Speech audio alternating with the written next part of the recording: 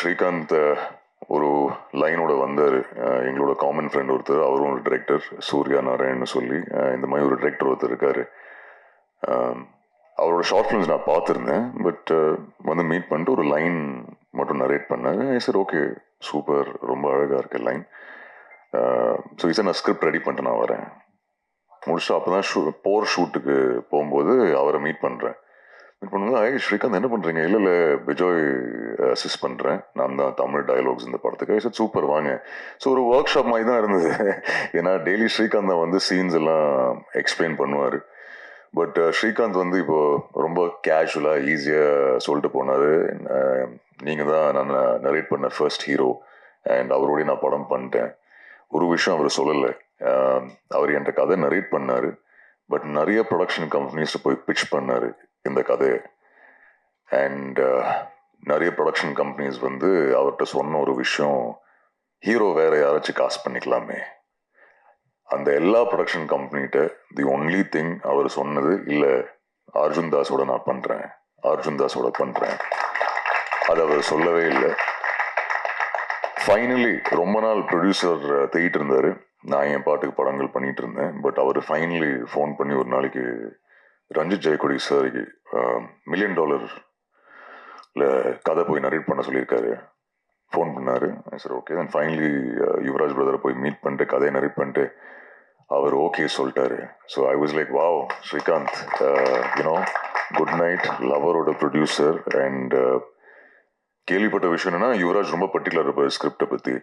So I said very good. Then finally அப்படி தான் finally யுவராஜை மீட் பண்ணேன். பட் யுவராஜ் அவங்கள பற்றி நான் கடைசியில் வரேன், டீம் எல்லாம் முடிச்சுட்டு உங்கள்கிட்ட வரேன். இன்னொரு விஷயம், எல்லாமே இங்கே இதில் நடித்த ஃப்ரெண்ட்ஸ் எல்லாம் திடீர்னு சார் கூப்பிட ஆரம்பித்தாங்க. சத்தியமாக செட்டில் இப்படி இல்லை, ஃப்ரெண்ட்ஸ் அண்ட் ஃபேமிலியை தான் ஷூட் பண்ணோம். திடீர்னு இங்கே மேலில் வந்து எல்லாருமே சார்னு போட்டிங்க. பட் இல்லை, still the same only. I know நிறைய டைம் பாஸ் ஆயிடுச்சுன்னு தெரியும். பட் ஆனாலும் but Srikanth getting back, thank you. ரொம்ப ஈஸியாக நீங்கள் இன்னொருத்தரை காஸ்ட் பண்ணிக்கலாம். But you stood by me at that point and I am very very happy. அண்ட் இன்னைக்கு இந்த ரிலீஸ் டேட் பார்க்கும்போது த ஹாப்பியஸ்ட் நான் யாருக்கு இருக்கேன்னா அது ஸ்ரீகாந்த்காக தான். ஏன்னா எல்லாருமே அவர் சொன்ன மாதிரி வேறு வேறு படங்கள் அவங்களோட வேலைகளில் பிஸி ஆகிட்டோம். அவர் சொன்ன மாதிரி சோனா தான் வெயிட் பண்ணிட்டு இருந்தாங்க ரொம்ப நாள். பட் இப்போ சோனாவும் 2 படம் முடிச்சிட்டாங்கன்னு நினைக்கிறேன். ஸோ ஸ்ரீகாந்த் மட்டும்தான் வெயிட் பண்ணிட்டு இருந்தார். ஸோ ஐ நோ இந்த படம் அவருக்கு எவ்வளோ இம்பார்ட்டண்ட்டான படம். So thank you Srikanth for Raghu. I hope நீங்கள் என்விஷன் பண்ண ரகு நீங்கள் ஃபைனலி எடிட்டில் பார்த்து நீங்கள் கொடுத்த ஃபீட்பேக், ஃபைனலி அவர் செட்டில் ஒரு நாள் கூட என்கிட்ட ஃபீட்பேக் சொன்னதில்லை. ஃபைனலி ட்ரெய்லர் லான்ச் அன்னைக்கு எனக்கு ஃபீட்பேக் கொடுத்துட்டாரு ஃபைனலி. ஏன்னா எப்போவுமே அவர் சொன்ன மாதிரி எங்களை அஞ்சலி, இந்திரா அண்ட் ரகுவை தான் அட்ரஸ் பண்ணுவார் செட்டில். எப்போவுமே ஷூட் பண்ணும்போது சூப்பர் இந்திரா, சூப்பர் அஞ்சலி, இந்த சூப்பர் ரகு நான் கேட்டதே கிடையாது. ஃபைனலி இன்னைக்கு தான் அந்த ஃபீட்பேக்கே கொடுக்குறாரு. So thank you Srikanth, thank you for the opportunity and I hope from the bottom of my heart you win and win big. சோனாவை மீட் பண்ணோம் ஆஃபீஸில். ஃபைனலி ஐ திங்க் ஆஸ்திரேலியாவிலேருந்து வந்தாங்க அண்ட் மீட் பண்ணோம். அண்ட் ரொம்ப அழகாக பியூட்டிஃபுல்லாக பண்ணியிருக்காங்க இந்த படத்தில். அண்ட் சோனா, இப்போ நீங்கள் 2 படம் பண்ணுறீங்க. All the very best you. And இன்னும் நிறையா படங்கள் பண்ணுங்க. I hope everyone loves Indira. Aditi, I remember Srikanth வந்து narration, I think Shankar sir வீட்டுக்கு போய் நரேஷன் முடிச்சாரு. தென் ஃபோன் பண்ணேன். He was like I think okay சொல்லுவாங்கன்னு நினைக்கிறேன் அவங்க ரியாக்ஷன் பார்த்து. பட் வெயிட் பண்ணி பார்ப்போம். ஐ திங்க் எவ்வளோ, 1 நாள் எடுத்தாங்களா 2 நாள் எடுத்தாங்களா? 2 டேஸ்னோ ஒரு 2 நாள். ஸோ ஸ்ரீகாந்த் மறுபடியும் ப்ரெஷரில் எப்படியே இருந்து, ஐயோ அது இன்னும் சொல்ல, இது மாதிரி சொல்ல தெரில, என்ன நடக்க போகுது, Anjali I need to know. Then finally I think phone பண்ணி கன்ஃபார்ம் பண்ணாங்க. பட் ஃபர்ஸ்ட் டே அவங்க சொன்ன மாதிரி 2 வாட்டி மீட் பண்ணேன். ஃபைனலி செட்டில் மீட் பண்ணேன். ரொம்ப அழகா சார், ஹவ் யூ சார்லாம் சொன்னாங்க. சரி okay. Second day shoot, first time ஒரு ஸ்மைலிங் ஷாட், சத்தமாக சிரிச்சிட்டாங்க. சிரிச்ச உடனே அன்றைக்கி ஐ திங்க் ஐஸ் பிரேக் ஆகிடுச்சு.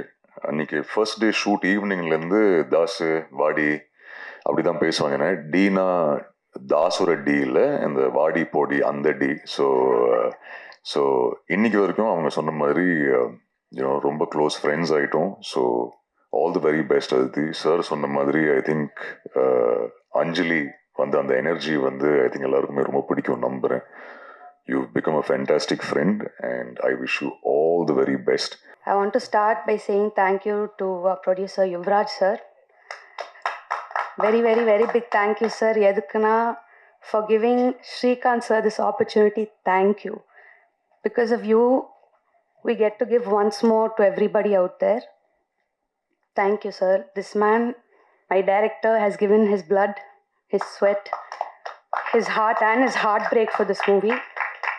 So thank you so much for approaching and giving me this opportunity and trusting me with this, Srikanth sir. Thank you. நான் actually லைஃப்பில் கொஞ்சம் ரொம்ப டவுனான டைமில் இருக்கும் போது தான் once more came to me. So ஒரு நாளும் இந்த செட்டுக்கு போய் playing this Anjali character healed me and help me so much. So thank you Srikanth sir for that. Hisham has given an amazing, amazing album, not just as, part of the crew, but even as an audience. Thank you. Thank you so much. And இதில் எனக்கு ஒரு பாட்டும் கொடுத்துருக்காரு, கண்ணே கண்ணேன்னு ஒரு பாட்டு. So thank you so much Hisham. Sorry, I'm little emotional. Also thanks to all the Aedes. ஒரு நாளும் ஓடிக்கிட்டே இருப்பாங்க, ரெஸ்டே இல்லாமல், but so sweet and a talented team of boys. Thank you so much, boys. Seriously, I think you guys helped run the show. So thank you. Thank you to the costume department, Nava, Nancy, everybody. And our DOP Foxy. ரொம்ப ரொம்ப அழகாக காமிச்சிருக்கீங்க எல்லாமே. Last but not least, my co-star, Mr. Das. I'm so happy I got to work with you. First 2 times உங்களை meet பண்ணும்போது ஒரு ஃபேனாக meet பண்ணேன், அதை நான் சொல்ல விரும்புகிறேன். ஃபஸ்ட் டைம் அனிருத் கான்சர்ட்டில் உங்களை பார்த்தேன், அங்கே ஃபேனாக ஒரு ஃபோட்டோ கேட்டேன், நீங்கள் சிரிச்சிங்க. அண்ட் செகண்ட் டைம் உங்களை மீட் பண்ணது வந்து எனக்கு JFW அவார்ட் நீங்கள் தான் ப்ரெசென்ட் பண்ணீங்க. And the third time I met you once more பூஜையில் ஒரு கோஸ்டாராக மீட் பண்ணேன். And from there I think I've had a beautiful journey with you. ஒரு கோஸ்டாராக ஆரம்பித்து finishing this project as a very very great friend of mind. Thank you so much. இந்த படம் பார்க்கும்போது உங்களுக்கே தெரியும், he's worked so hard and I think he's done a beautiful job.